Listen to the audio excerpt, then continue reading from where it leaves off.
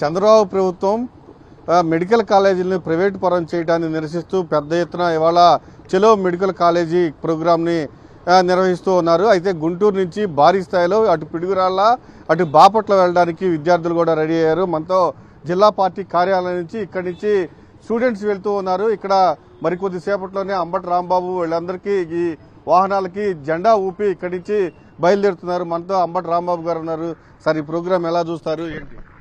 ఈరోజు రాష్ట్ర వ్యాప్తంగా ఏదైతే ప్రభుత్వ మెడికల్ కాలేజీలను ప్రైవేటు పరం చేసేటటువంటి పరిస్థితుల్లో కూటమి ప్రభుత్వం పనిచేస్తుందో ఆ మెడికల్ కాలేజీల దగ్గరకు యువజన విద్యార్థి విభాగాలు వెళ్లి అక్కడ తమ నిరసన వ్యక్తం చేసేటటువంటి ఒక రాష్ట్ర వ్యాపిత ప్రోగ్రాంని వైఎస్ఆర్ కాంగ్రెస్ పార్టీ జగన్మోహన్ రెడ్డి గారు పిలుపునిచ్చారు.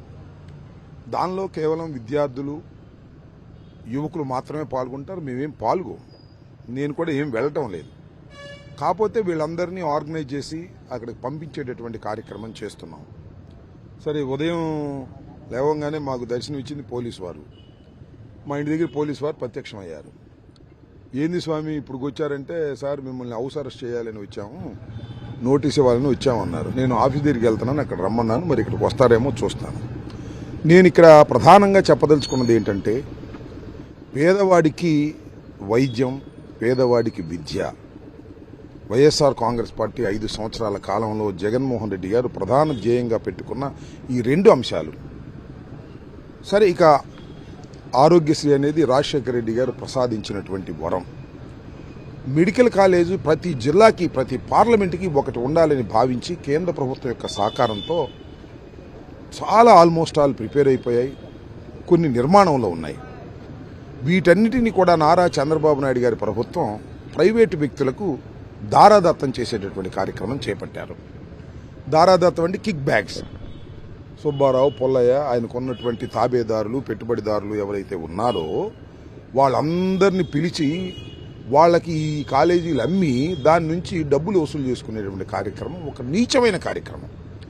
పేదవాడికి వైద్యం అందకుండా చేయాలనేటువంటి ఒక దుర్బుద్ధితో చంద్రబాబు నాయుడు గారు ప్రభుత్వ కళాశాలను ప్రైవేటు పరం చేస్తున్నారు. ఇది అధర్మం అనేది వైఎస్ఆర్ కాంగ్రెస్ పార్టీ భావిస్తున్నటువంటి అంశం. ఓసారి ప్రైవేట్ మేనేజ్మెంట్లోకి వెళితే ఏ విధంగా ఉంటాయో ఆసుపత్రులు నేను మీకు ప్రత్యేకంగా చెప్పాల్సిన అవసరం లేదు. అత్యధికమైన ధరలుంటాయి. మామూలుగా వైద్యానికి కూడా, ఓపీల దగ్గరికి కూడా ఎంత గందరగోళం ఉంటుందో మీ అందరికీ తెలుసు. దానితో పాటు మెడికల్ చేరాలనుకునే వారికి, పేదవారికి అవకాశం ఉండదు. వీటన్నిటిని దృష్టిలో పెట్టుకుని వీటిని ప్రైవేటు రంగానికి ఇవ్వడానికి వీల్లేదని జగన్మోహన్ రెడ్డి గారు చెప్పడం జరిగింది. ప్రైవేటు యాజమాన్యం ఎవరైతే కొంటారో వాళ్ళకు కూడా హెచ్చరించడం జరిగింది. అయ్యా, మీరు కొన్నారా ఇబ్బంది పడతారు, మళ్ళా మా ప్రభుత్వం వస్తే వాటన్నిటినీ మళ్ళీ పేద ప్రజలకు అంకితం చేస్తామనేటువంటి మాట మాట్లాడిన తర్వాత నారా చంద్రబాబు నాయుడు ఏదేదో కార్యక్రమాలు చేస్తున్నారు. దాన్ని ఎక్స్పోజ్ చేయాలనేటువంటి ఉద్దేశంతో ప్రతిపక్షం పాత్రగా పోషించేటువంటి కార్యక్రమంలో ఇవాళ ఈ పెద్ద యువకులు, టౌన్ అధ్యక్షులు, యువజన అధ్యక్షులు ఉన్నారు, విద్యార్థి విభాగానికి చెందిన వారు ఉన్నారు, జిల్లా రాష్ట్ర నాయకులు ఉన్నారు, మా గుంటూరు జిల్లా, వీళ్ళందరూ కూడా ఆర్గనైజ్ చేసుకుని పల్నాడు వెళ్తున్నారు. ఎందుకంటే గుంటూరులో ప్రభుత్వ కళాశాల ఉంది, భగవంతుడి దయ వల్ల ఎప్పుడో ప్రారంభించిన ప్రభుత్వ కళాశాల ఉంది. పల్నాడులో పిడుగురాళ్లలో ఒక ప్రైవేట్ కళాశాలను నిర్మిస్తున్నారు. ఆల్మోస్ట్ అయిపోయింది. మీరు వెళ్తుంటే లెఫ్ట్ సైడ్ చూస్తే తెలుస్తుంది. అసలు కాలేదని కొంతమంది, అంటే ముఖ్యంగా తెలుగుదేశం కూటమికి సంబంధించి అసలు పూర్తి కాలేదు, స్థలాలు మాత్రం ఇచ్చారని ఏదో బోగస్ ప్రచారాలు చేస్తున్నాయి. కొన్ని నిర్మాణంలో ఉన్నమాట నిజం. అంటే నిర్మాణంలో ఉంటే మీరు అమ్మేస్తారా?